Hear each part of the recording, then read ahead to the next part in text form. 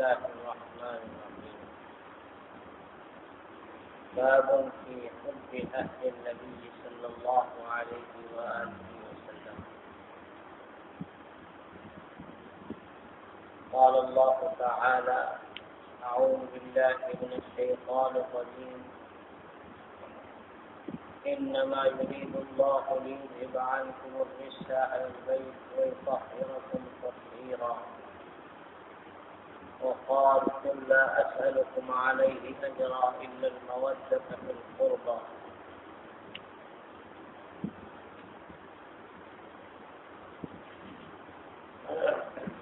عن زيد بن أرقم رضي الله عنه قال: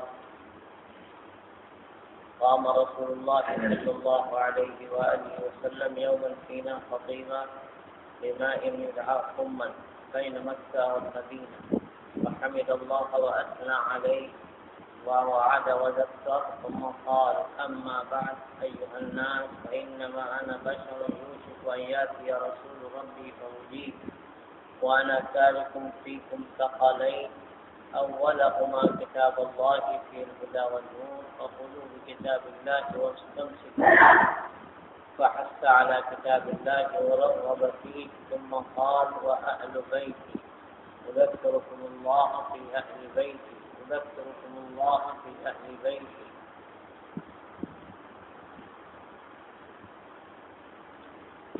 عن المسور بن مخرمة رضي الله عنه أن رسول الله صلى الله عليه وسلم قال: فاطمة بضعة مني، فمن أغضبها أغضبني.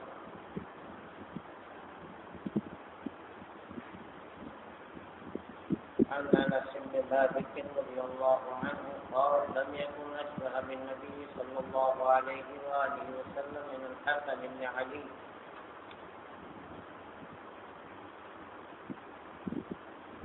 وعن أنس رضي الله عنه قال: سئل رسول الله صلى الله عليه وسلم: أي أهل بيتك أحب إليك؟ قال: الحسن والحسين.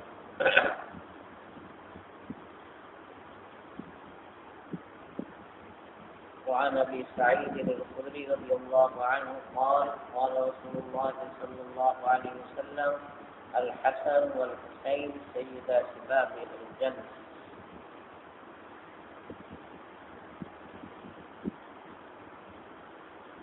وعن زيد بن أرقم رضي الله عنه أن النبي صلى الله عليه وسلم قال: من كنت مولاه فعلي مولاه.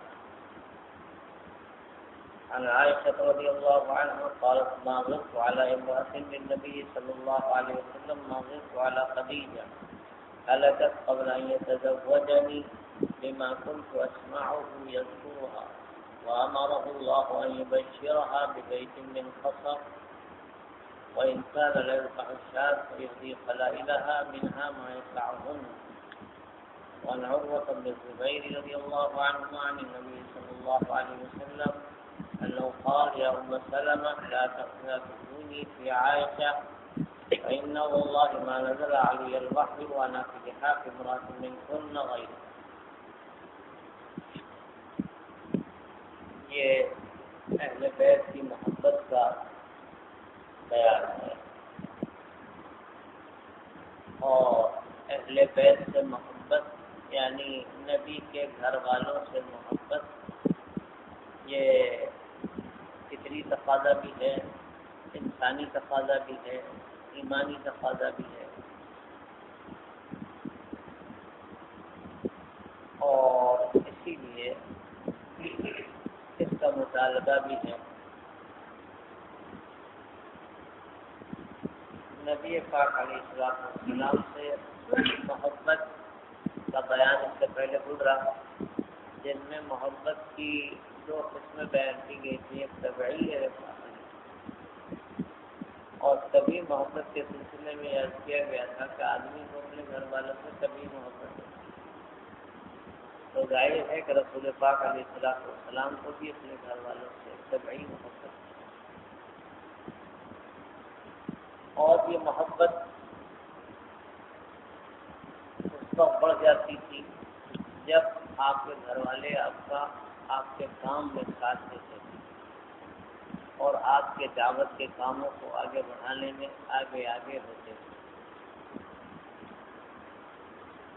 اور اصلاً وہی اہل بیت ہی ہیں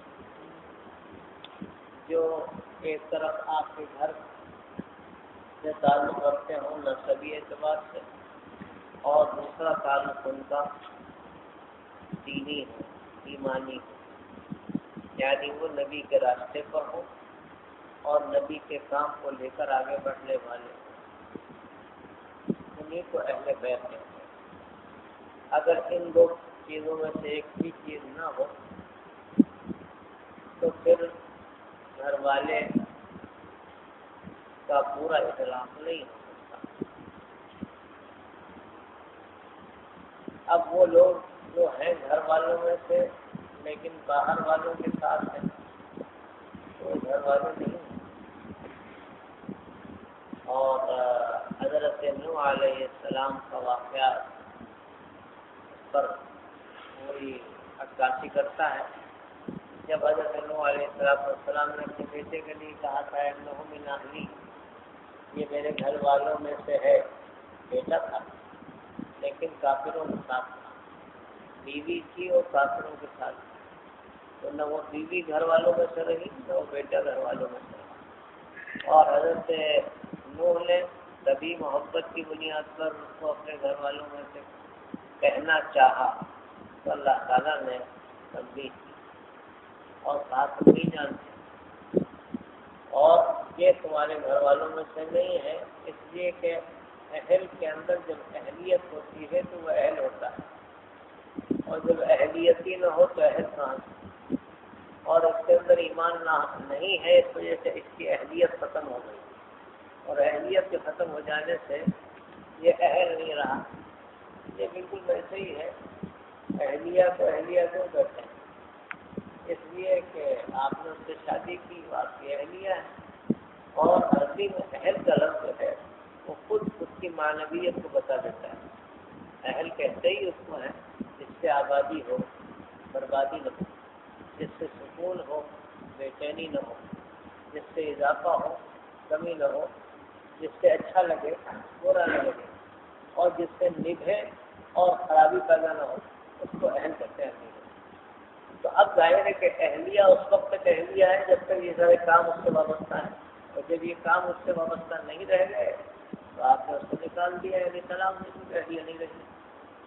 یعنی اہلیہ تھی، گھر والی تھی، لیکن جب آپ نے باہر کر دیا تو گھر والی نہیں رہی. ایسی اہل بیت میں بھی جو آپ کے خاندان کے افراد ہیں وہ آپ کے خاندان کے اس وقت تک ہے جب تک کہ آپ کے لگائے ہوئے پودوں کو پانی دینے والے ہوں، اور آپ کے چلائے ہوئے کام کو آگے بڑھانے والے ہوں، اور آپ کے دین کے کاموں کو میں اضافہ کرنے والے ہوں، اور دعوت کو عام کرنے والے اور پھیلانے والے ہوں، تو وہ آپ کے گھر والے ہیں. اور اگر یہ بات نہیں ہے تو گھر والوں سے خارج ہو گئے. اس طرح وہ تمام روافض جن کو یہ دعویٰ ہے کہ وہ گھر والوں میں سے ہیں وہ اسلام سے تو خارج ہوں گے ہی، وہ اہل بیت سے بھی خارج ہوں گے. ان کا اہل بیت سے کوئی تعلق ہی نہیں، ادنا اور مس بھی نہیں. تو اس وجہ سے ایک بات یہ اچھی طرح ذہن میں رکھنی چاہیے کہ اہلیت ہو تو اہل ہے اہل بیت میں سے، اہلیت نہیں ہے تو اہل بیت میں سے نہیں ہے، اور اس کے برخلاف. اور اگر وہ باہر کا ہے لیکن اہل ہے تو اہل بیت میں آ سکتا ہے. اسی لیے آپ نے حضرت سلمان رضی اللہ تعالیٰ عنہ سے ایک موقع پر فرمایا سلمان منا اہل الکریم. حالانکہ حضرت سلمان ایرانی ہے اور خالص عجمی ہے، لیکن آپ نے فرمایا کہ یہ سلمان جو ہے یہ میرے گھر والوں میں سے ہے. تو معلوم ہوا کہ جو عجمی ہیں وہ بھی گھر والوں میں سے ہو سکتے ہیں، اور جتنے عربی ہیں وہ تو ہے ہی. اس لیے ابو بکر ہیں، عمر ہیں، عثمان، یہ تو آپ سے کوئی نہ کوئی رشتہ رکھتے ہیں، یہ تو اہل بیت میں ہے ہی. اب جو باہر کے ہیں بالکل عجمی ہیں، اس سے کوئی ورنہ عرب میں سب کی رشتہ داریاں کچھ نہ کچھ ہوتی ہیں، اس وجہ سے وہ تو گویا کہ ہیں ہی. اب جو باہر کے ہیں ایرانی ہے، تورانی ہے، افغانی ہے، باہر کے حضرت صہیب رومی ہیں، یہ بھی اہل بیت میں ہو سکتے ہیں جب اپنی اہلیت سے ثبوت ہے. اور اس راہ میں محنتیں کریں، مشقتیں اٹھائیں اور ریاضتیں کریں تو وہ اہل بیت میں شامل ہو جائیں گے۔ اس لیے اہل بیت میں ظاہر ہے کہ نمبر 1 پر تو وہ ہوں گے جو رشتے کے اعتبار سے بھی قریب ہوں اور دین کے کام کرنے کے اعتبار سے بھی قریب ہوں، ان کا دوہرا تعلق ہے۔ جیسے آپ کے بالکل گھر کے لوگ ہیں، حضرت فاطمہ ہیں، حضرات حسنین ہیں، حضرت علی ہیں اور حضرت حمزہ ہیں، حضرت جعفر ہیں اور دیگر جو قریب سے قریب تر ہیں۔ اسی طرح جیسے ازواج مطہرات ہیں، یہ سب گھر والوں میں شامل ہیں، اور اس کے بعد جو جتنا قریب کا رشتہ دار ہوگا وہ اتنا ہی رشتہ دار ہوگا، اور پھر وہ بعد والے آئیں گے جو آپ کے کام کرنے میں معامل ہیں، وہ سب اس میں شامل ہوتے چلے جائیں گے۔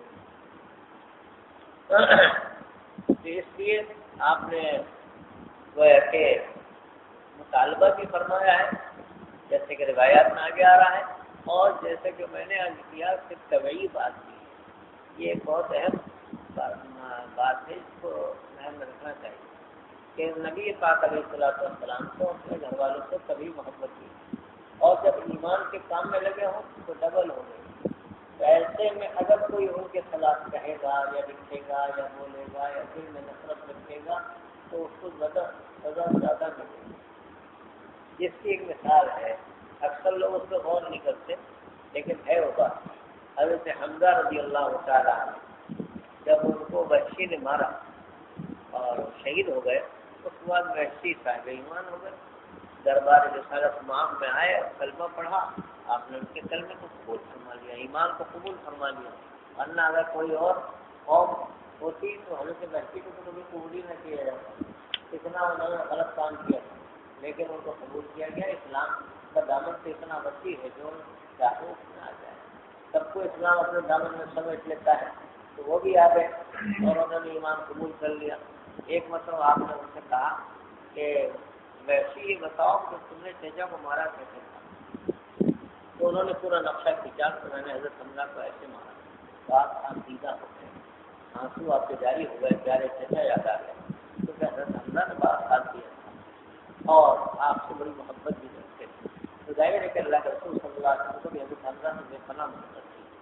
تو جب انہوں نے نقشہ کھینچا کہ میں نے ایسا مارا حضرت حمزہ کو، آپ سیدھا ہو گئے، اور آپ نے ایک بات کہی جس پر سب لوگ غور کرتے ہیں، آپ نے یہ فرمایا کہ ویسی اگر تم ایسا کر سکو کہ میرے سامنے نہ ہو تو ایسا کرو، کیونکہ پہلے سے یاد آ جائیں گے تم کو دیکھ۔ اب یہاں تعبیر کیا ہے کہ آپ نے ایسا کیوں کیا؟ اصل یہاں پر بھی دو باتیں ہیں، ایک تو اصل آپ ہیں رحمت عالم، لوگ سمجھتے ہیں کہ آپ نے اپنے لیے کیا، اپنے لیے نہیں کیا، یہ ہے کمال، نبی کا کمال اسی کو کہتے ہیں۔ حضرت وحشی کے لیے کام آپ نے کیا، کیونکہ جب وحشی آتے سامنے حضرت وحشی تو آپ کو چچا یاد آتا، اور جب چچا یاد آتے تو آپ کو تکلیف ہوتی، اور جب نبی کو تکلیف پہنچتی ہے تو جس سے پہنچتی اس کا ایمان سلب ہو جاتا ہے، تو آپ کے ان کے ایمان کو بچانے کی خاطر فرمایا کہ سامنے نہ آیا کرو، کہیں مجھے تکلیف کا احساس تکلیف کا زیادہ ہو اور تمہارا ایمان سلب ہو جائے تو کیا کرو گے؟ تو جنت سے محروم ہو جاؤ گے، اور چھپ کے رہو، سامنے نہ ہو، ایمان تمہارا بچا رہے۔ یہ آپ نہیں کہا آپ نے، لیکن آپ نے کہا سامنے نہ آیا کرو، بات یہ ہے سر، کیونکہ طبعی تعلق ہے آپ، اور حضرت حمزہ نے بڑا کام بھی کیا تھا، جنگ میں بھی ان کی کارہائے نمایاں ہیں، تو اس وجہ سے آپ نے بات فرمائی۔